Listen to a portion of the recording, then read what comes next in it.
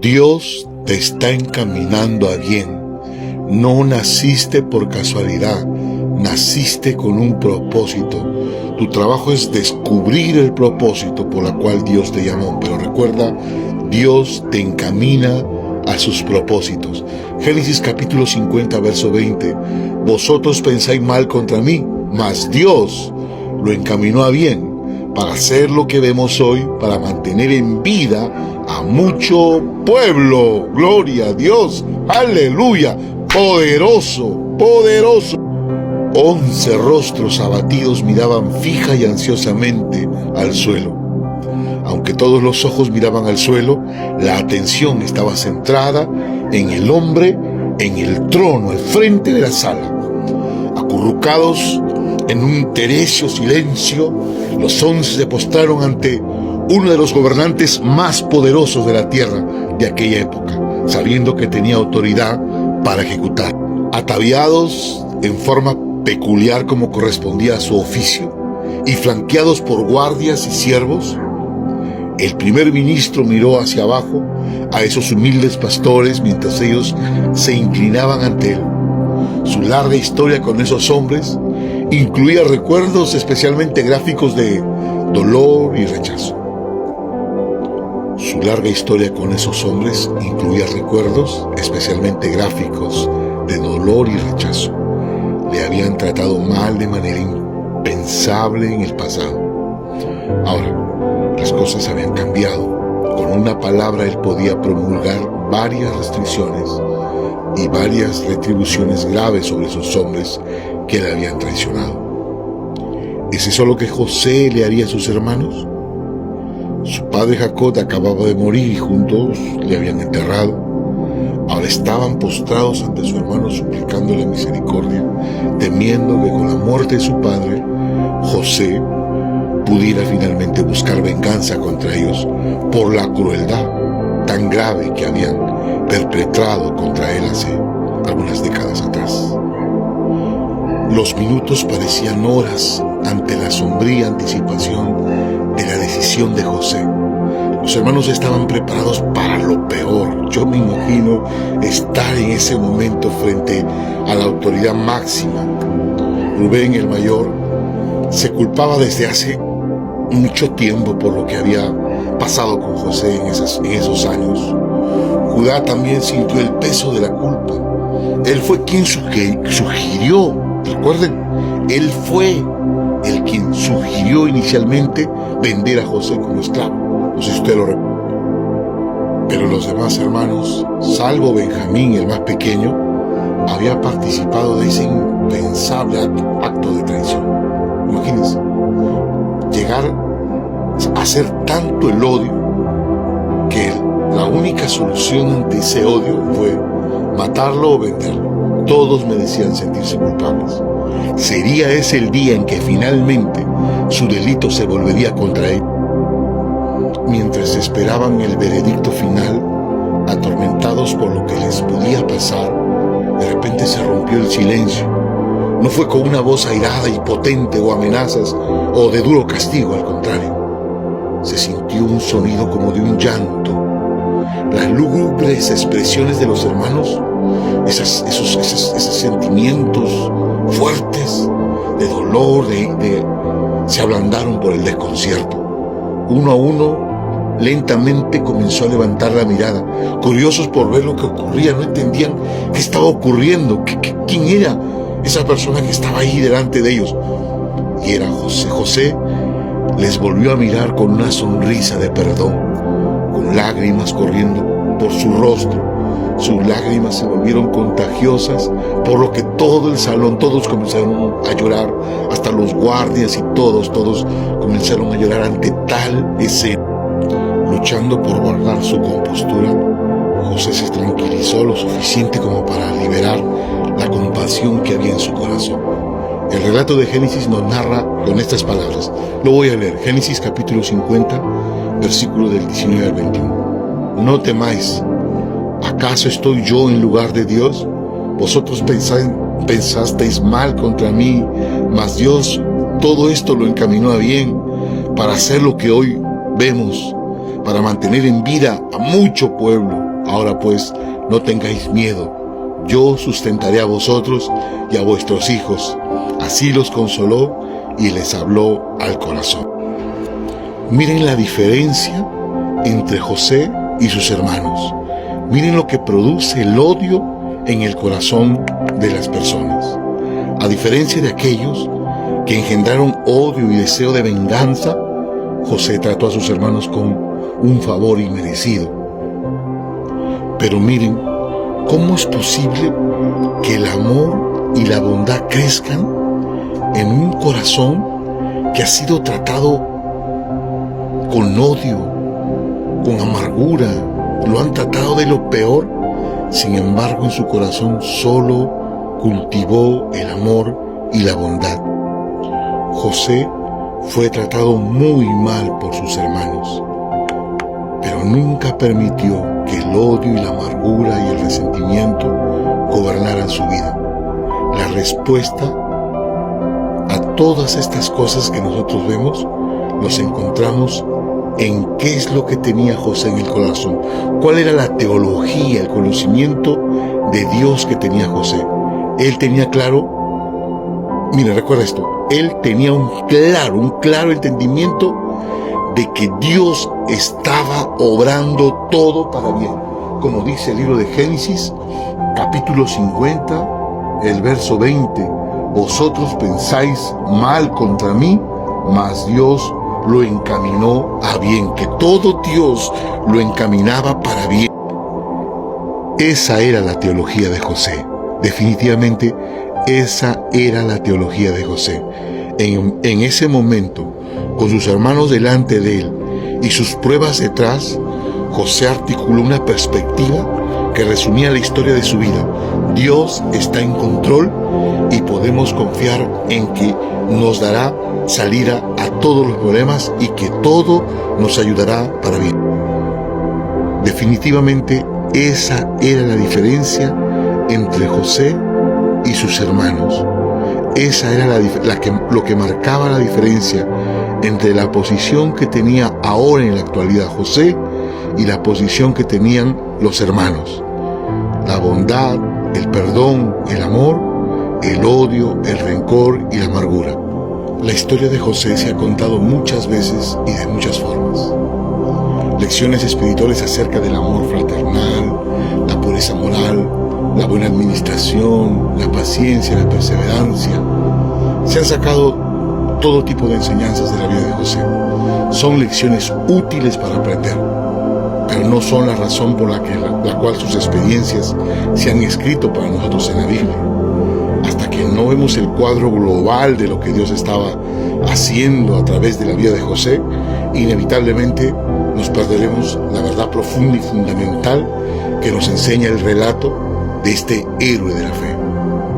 José no se perdió esa verdad, la resumió en los versículos citados arriba. Lo fundamental: el Señor usó el sufrimiento de José para llevar a cabo sus propósitos soberanos. Con toda seguridad, Dios tenía algunas lecciones de la vida práctica que quería que José aprendiera durante el camino, pero él pensaba en algo mucho mayor. Si tú miras cada enseñanza, cada etapa de la vida de Jesús en forma separada, no entenderás el mensaje real, el propósito real, la verdad, lo fundamental, lo que importaba, lo que era el propósito de Dios. Un plan no solo incluía que José pase etapas difíciles de su vida, sino que entendiera toda la enseñanza. Con toda seguridad, Dios tenía algo mucho mayor, un plan para su pueblo escogido, un plan que incluía liberarles de la hambruna por 7 años, una hambruna muy fuerte, y después llevarlos a Egipto, donde los siglos siguientes se transformaría de una familia en una nación para testimonio de su gloria. Era todo parte del plan de Dios para cumplir sus promesas de pacto de una simiente de salvación que se extendería a toda la tierra. Como creyentes del Nuevo Testamento que miran atrás para ver el ejemplo de José, podemos ver el principio de Romanos 8:28 encarnado en su propia vida. Y sabemos que a los que aman a Dios, todas las cosas les ayudan a bien, esto es, a los que conforme a su propósito son llamados. Como lo dijo José mismo, Dios encaminó las dificultades de su vida para bien de su pueblo. Y aunque José no sufrió porque Dios le estuviera castigando por el pecado, sin embargo, sufrió para que Dios pudiera finalmente salvar a su pueblo y a los pecadores. El doloroso viaje de José en el buen propósito de Dios comenzó cuando tenía tan solo 17 años y aún vivía en la tierra de Canaán con su padre y sus hermanastros mayores. Aunque todos eran hijos de Jacob, cuyo nombre Dios había cambiado a Israel, según el Génesis 32:28, los 10 hermanos mayores de José no nacieron de su madre Raquel. Solo él y su hermano menor Benjamín tenían la misma madre, la cual había muerto al nacer Benjamín. El entorno donde José creció estaba lleno de tensión y riña familiar, como cualquier familia. El conflicto estaba a la orden del día en la familia. Su padre Jacob había engañado a su propio padre Isaac para engañar también a su hermano Esaú y quedarse con la primogenitura. ¿Lo recuerdan? El abuelo materno de José, Labán, también se decepcionó con Jacob por intentar irse de su casa a escondidas en Harán. Su madre Raquel vivía en una guerra constante de celos con su hermana mayor Lea, en una carrera por tener más hijos. Lea y Raquel le dieron a Jacob sus sirvientas como concubinas, la cual complicó aún más las relaciones familiares. Cuando la familia se mudó a Canaán, 2 de los hermanastros de Jacob, Simeón y Leví, asesinaron a toda una aldea para vengar a su hermana Dina. Ustedes lo recordarán. Lo cual causó una profunda angustia en su padre y llenó de tensión las relaciones con sus nuevos vecinos. ¡Qué historia! El hermano mayor de José,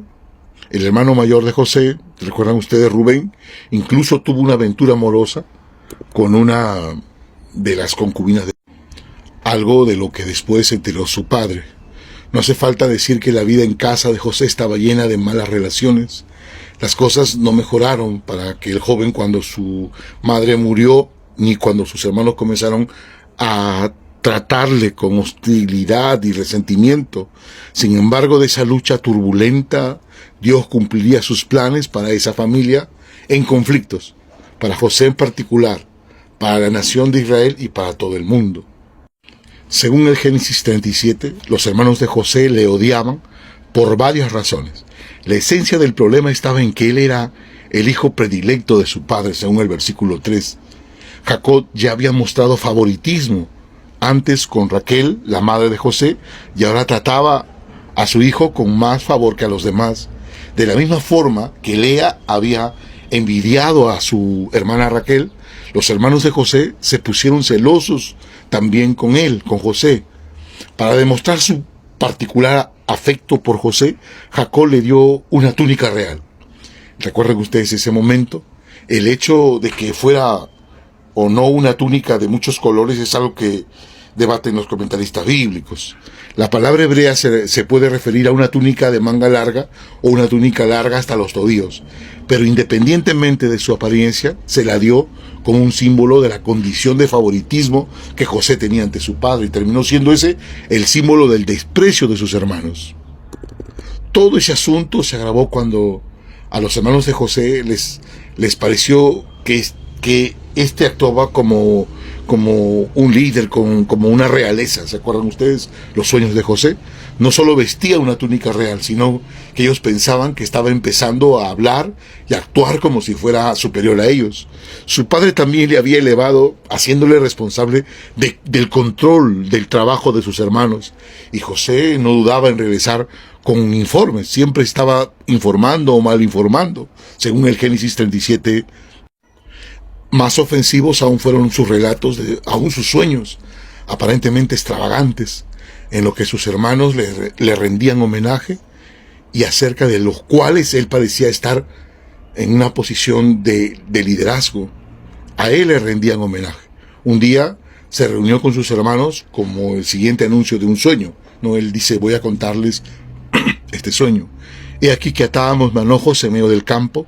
He aquí que mi manojo se levantaba y estaba derecho, y que vuestros manojos estaban alrededor, y se inclinaban ante el mío, ¿recuerdan? Le respondieron sus hermanos: ¿reinarás tú sobre nosotros? ¿O señorarás sobre nosotros? Y le aborrecieron aún más a causa de sus sueños y sus palabras.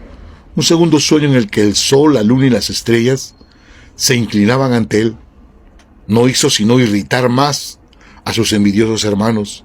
Su joven hermanastro, a quien sin duda alguna veían como alguien arruinado por su inflado ego, definitivamente se había pasado de la raya. El relato bíblico nunca atribuye orgullo a José al compartir sus sueños. Quizás los estaba contando porque creía que Dios se los dio para que él se lo contara a los miembros de su familia.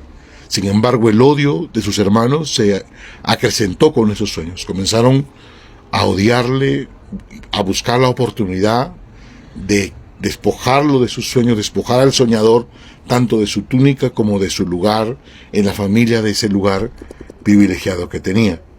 Ellos estaban esperando el momento oportuno para poder despojar. Hasta que la oportunidad se presentó un día, cuando los hermanos de José estaban alimentando a sus rebaños en Dotán, y él fue enviado a visitarles. El viaje no era corto, ya que Dotán estaba situado a unos 100 kilómetros de distancia. José tardaría varios días en llegar hasta donde ellos estaban. Sus hermanos le vieron llegar a lo lejos y permitieron que el odio se convirtiera en un plan mortal, el plan para matarlos.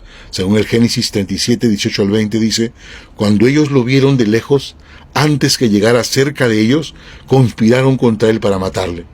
Y dijeron el uno al otro: he aquí viene el soñador. Ahora pues venid y matémosle y echémosle en una cisterna, y diremos: alguna mala bestia lo devoró, y veremos qué será de sus sueños.